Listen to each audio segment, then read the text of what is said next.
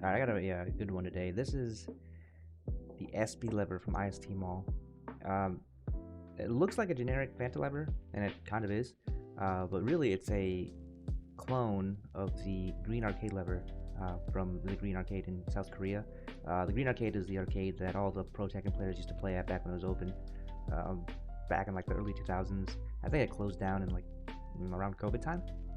But you know, Nee used to play there, Saint, JDCR, basically all the old Tekken heads used to play there, and they would have this Fanta style lever. Um, it was just called the green lever because it was just whatever Fanta lever they had. But this is supposedly a dupe of that lever, made to either the specs of it or very similar. It even has the white bat top that the Green Arcade lever is known to have, and I'll throw a picture of it up on screen. And I was gonna do an unboxing for this lever, but it just came in like a brown cardboard box. Nothing really to it. And so I was like, whatever. I'll just open it up and throw it together. I haven't really been using it too much. I built it and then kind of threw it in my stake just to get a feel for it. I'll get into my opinions on it in a bit, but yeah, I haven't really had too much of a chance to use it. The one thing, just immediately, that I didn't like about this lever is there's no good way to secure the bat top onto the shaft. You can get it hand tight, but unlike this is the Sanjix V6. You know, there's flats right here where you can take a wrench. I don't know if you can see it on camera, but there's flats there. You can put a wrench to it and tighten it down. Or the Black Fanta has this hole right here. You can fit an Allen key in there, hold it and tighten it down. And then also, I don't have my knee Neo here, but on the knee Neo there's like a slot for a flathead screwdriver that you can hold down and tighten the top on. This doesn't have that, and I put it on just hand tight at first, but the top kept falling off, so I had to go find some pliers and like squeeze the shit out of it on one end and then try to tighten it as much as I could.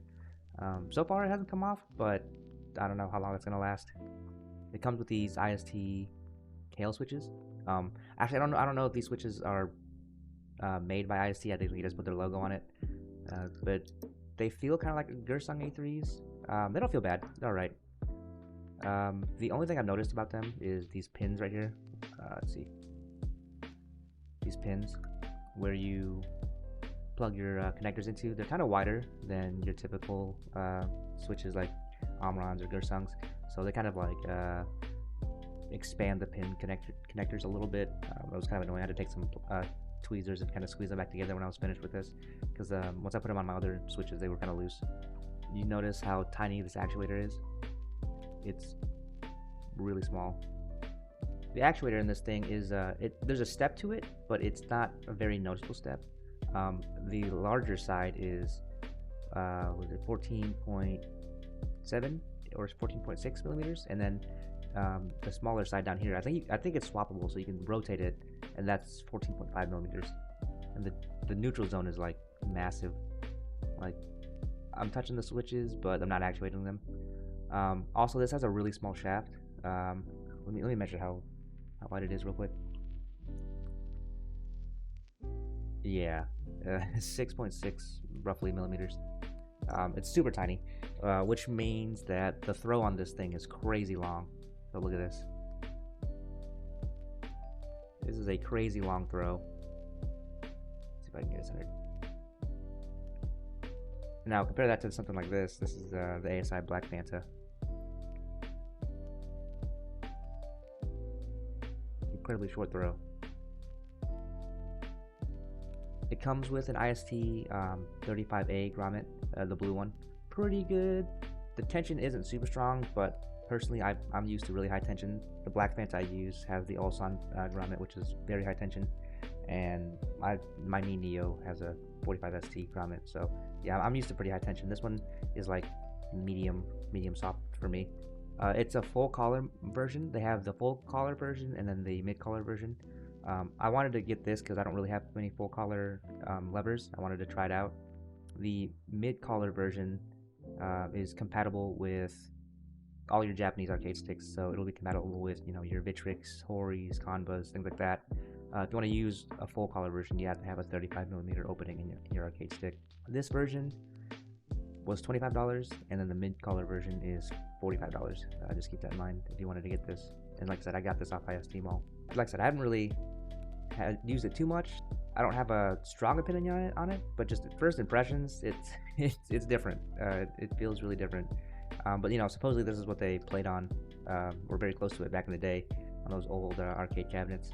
And I think Nee even used a green arcade lever in his Razor Panthera way back in early Tekken 7 days. Let me throw this in my lever real quick, in my stick, and I'll test it out in game. Oh, and before I put it in my stick, you don't need to do this. This is what I recommend: is get an acrylic spacer like this. This one is, I think, 2 millimeters. It goes over top, so it adds a little bit of space between the lever, the face plate of the lever, and the arcade stick where it's mounted into. That keeps the full color from sticking out like a sore thumb. You don't need it. It's really just for looks. But I prefer having this acrylic spacer. Alright, so in game, yeah, let me show you guys what it looks like with that spacer. You can see how the collar isn't fully poking all the way out. I think it just looks better that way. Without the spacer, this comes up quite a bit higher. Alright, but here we are in game. Like I said, this has a really long throw.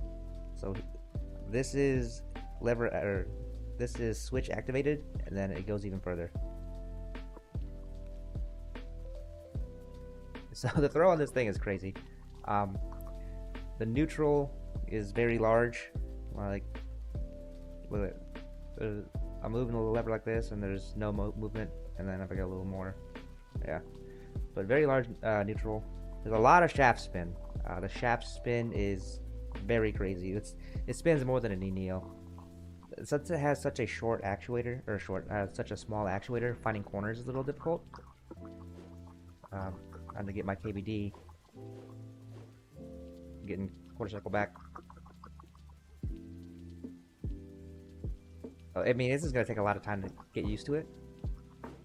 And I don't like the shaft spin. Normally I don't mind shaft spin, but this shaft spin is very excessive. So not super consistent corners, but not too bad. Quarter circles are nice.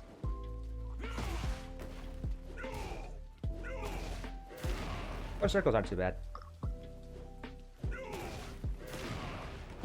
First impressions, really, it's kind of cool. I've never had a lever with this much throw. So it's a little different. All my levers are pretty short throw levers. But the quarter circles are very nice.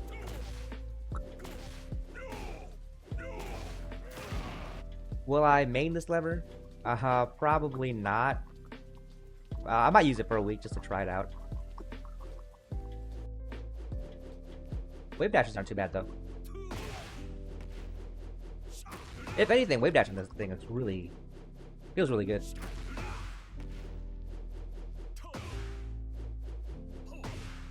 But I'm immediately noticing that wave dash into like canceling with the forward to try to get like a forward move isn't as smooth. My kicks are alright.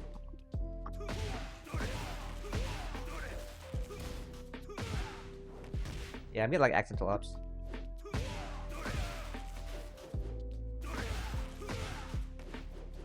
It's a cool lever, for sure.